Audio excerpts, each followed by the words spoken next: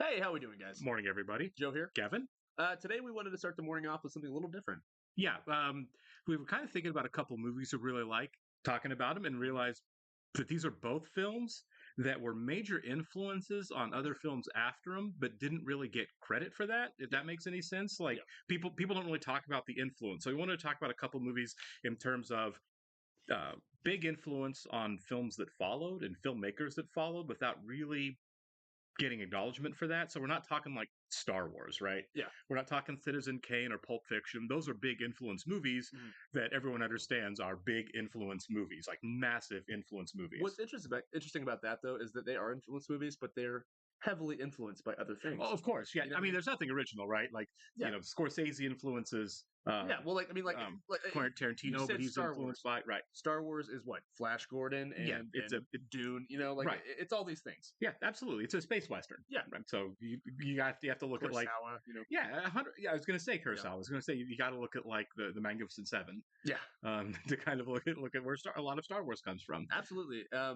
So yeah, just because it does influence something, these movies we're about to list now or talk about now, they might have some influence as well. Obviously, every movie has an Right. influence. Oh, You know what I oh, of course. Yeah. Unless you're going back to what was the first big one, the racist one. A Birth of a Nation. Yeah, Birth of a Nation. Unless you're going back to Birth of a Nation, something's been largely And that was influenced, right? influenced by And stupidity. right. And where did that one come from? Clan love. um, but yeah, so there are a number of movies we were talking about that fit this category. Obviously, we mentioned this morning, Goodfellas is one, Yeah, right? Does yeah, one of my favorites. Goodfellas, Martin Scorsese does not get enough credit, as far. I mean, it's considered a great movie, but Sure. it's considered exclusively a great gangster movie Yeah, that doesn't really get much you could recognition for its influence on other you films. could throw Heat out there as far as like Sure, heist movies go, just in terms of like tone absolutely. and look. Yeah, yeah, for sure. Go ahead. Why don't you talk about your main movie? Yeah, absolutely. The movie I was talking that I kind of started this idea with was A Fish Called Wanda.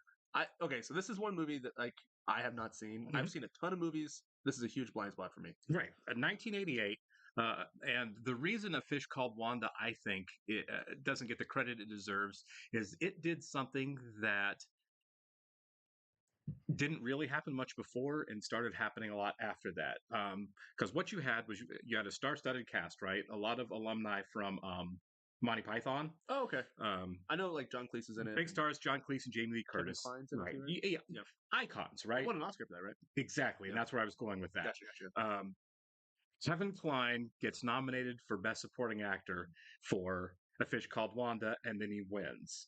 And obviously, there's been Academy Award love for comic performances before, but that one was, I mean, that's a broad category. That one was pure farce, right? I'm trying to think of the '88 year. Yeah. Right. I can't think off the top of my head who else was But still, nominated. pretty rare for back then. Yeah. Exactly.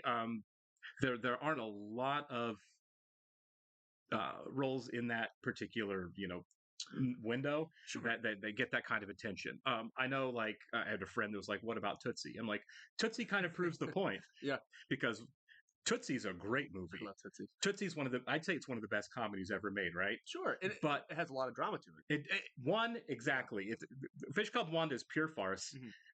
but Tootsie's kind of a dramedy, Sure. right? High concept, dealing with a lot of serious issues like sexism, and it kind of proves the point also in that it got nominated for 10 Oscars, Tootsie did.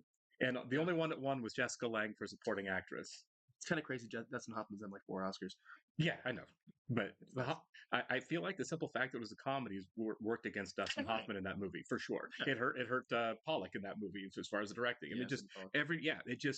everyone kind of got wiped on it, and I'm like, this is one of the great screenplays of all time, and it didn't get much attention because it was a comedy. Now look at A Fish Called Wanda when Kevin Kline wins for what is absolutely just an over-the-top comic performance, and look at since then, right? Marissa Tomei wins for My Cousin Vinny. She did. Whoopi Yeah. Goldberg wins for Ghost. We start getting more comedic roles Yeah. that are, and it's not just the awards that I'm talking about are important. It's the idea that strictly comedic performances after A Fish Called Wanda, people Sure. start getting the recognition of being high art performances. Like there's actual craft to this. Well, it's like even nominations. Look, if you, Right. you know what, it's a good point because I knew that Kevin Kline won. I Mhm. didn't realize the extent of it. there's a good chance if he doesn't win for that, then like say 30 years later, RDJ doesn't even get nominated for Exactly, for Tropic Thunder. I was thinking about that. There is no way that RDJ gets that nomination Probably a different without A Fish Called Wanda. Right. Yeah, probably a very different tone for a movie. Sure. Yeah, absolutely. Tropic Thunder's silly, but Right. recognize the performance. It's the same thing with the Academy in horror. They don't recognize comedy, Never. just like they don't really recognize They horror. never recognize, and and that's again just like comedy. Horror is a big category, right? And we can agree that most genre horror movies are garbage. We can, I think, but there are some good ones. Performatively speaking, though, right? There are some performances in comedy and in horror. I feel like there's a lot of great performances that just go overlooked because it's a comedy or it's a horror movie. Sure. And I think Jack Nicholson in The Shining. Oh yeah, that's like that's a sin. That's a sin. The fact that he wasn't nominated. The sin of omission, right there, that he wasn't nominated. Right. Truly. But no, okay. So we didn't plan this, but the movie that I was going to pick, it pairs very nicely with that. It's also an '80s movie, also Kevin Kline. I picked The Big Chill. Makes a lot of sense. Now, this is a movie that I've always heard about. When I was in high school, and I'm glad I didn't see it in high school because I feel like I really wouldn't have appreciated it. For those of you who don't know, The Big Chill came out in 1983. It's Kevin Kline, Tom Berenger, Mary Beth Williams. Mary Jo Beth Williams, something like that. Yeah. I'm butchering all the names, but Sorry, also it's been maybe 15 years since I've seen The Big Chill, so I'm not expert to talk about that either. I'm just gonna pull the cast list. I feel like I don't want to do him injustice. I know Jeff Goldblum's in it, William Hurt. William Hurt. Speaking of robbed of an Oscar nomination, yeah, he should have got the Oscar nomination. But, I feel like he got robbed multiple times throughout his life, which got cut too short. Yeah, but as far as The Big Chill goes, it's Lawrence Kasdan, who might have had the greatest screenwriting career of all time. It's Glenn Close, William Hurt, Kevin Kline, Jeff Goldblum, Tom Berenger, Meg Tilly, and the two women, Mary Kay Place and Jo Beth Williams.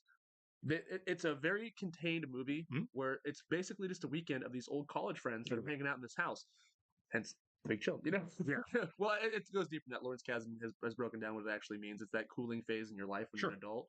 And when I was in high school, everyone told me that it was the ultimate boomer movie, and so I always kind of avoided it because I that's a stigma, for sure, right? But truly, when you watch the movie, I think for people in your mid to late 20s, heck, even your 30s and 40s, it might be the most relatable movie ever made. It's pretty relatable, yeah. As you grow up, yeah. It's kind of about selling out. Like it's about growing up, and like whether or not you relate to these characters, you eventually have to grow up and start making money. You know what I mean? Right. Yeah. And they were these hippies in college that went on to be very successful, and they're there for a funeral for their friend, right? Who sadly committed suicide. And in the film, by the way, Lawrence Kasdan, his career, he starts off with Raiders of the Lost Ark, right? Empire Strikes Back, Return of the Jedi, crushed the 80s, Body Heat, crushed the 80s, didn't he? Big Chill. Yeah, that's a 5-movie run, right? Insane run. Yeah, and then he follows up like Silverado. You know what I mean? You know what I mean? Yeah. But he wrote and directed this movie, and I don't think up until then movies had soundtracks like this. Not to this extent, for sure. It starts off with Marvin Gaye, heard it through the grapevine, goes into Rolling Stones. The Rolling Stones one is the big one that people associate with the movie for sure. And there's more. The Weight. Bad Moon Rising. Right. Like the list goes on and on and on. If you just type in the Big Chill soundtrack into Spotify, Apple Music, you'll be jamming all day. Right. But even beyond the music of the film, I just think the message of it, it's a pretty dialogue heavy film. Yeah, it is. And also, like A Fish Called Wanda, didn't get a lot of Oscar nominations. Right. I think it was just nominated for not adapted screenplay, best original screenplay. Didn't win. And it's kind of a sin to look back all these years later and be like, why was this not Best Picture, Best Director, Best Actor for William Hurt? I didn't know William Hurt could do this in a movie. William Hurt's amazing. William Hurt was very underappreciated. Kind of playing against type, or I don't know if he chose to play against type, kind of like how James Gunn in Silence of the Lambs, right. Ted Levine. After Silence of the Lambs, he went on to be a cop and everything. After The Big Chill, William Hurt is this in Big Chill, William Hurt is this very soulful, broken man.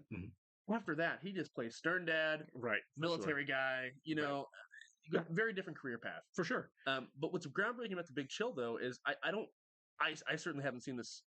I've seen people try to do this since, but I haven't seen anything beforehand in the 70s where it's a sad movie, but it leaves you feeling optimistic almost. Sure. And it's kind of a comedy too. Right. No, I agree with you completely. I don't feel like there, and I know it was based on a play, I don't feel like there is a Fried Green Tomatoes without it. I don't feel like there's a St. Elmo's Fire without it. I don't feel like they're Steel Magnolias, even though that's like I said, even though that's a Sure. play. I don't feel like those movies are those movies without the Big Chill. Well, a good pairing with the movie that came out the same year, actually, in '83. Oh my gosh, Is it Terms of Endearment? You thinking Terms of of? Endearment.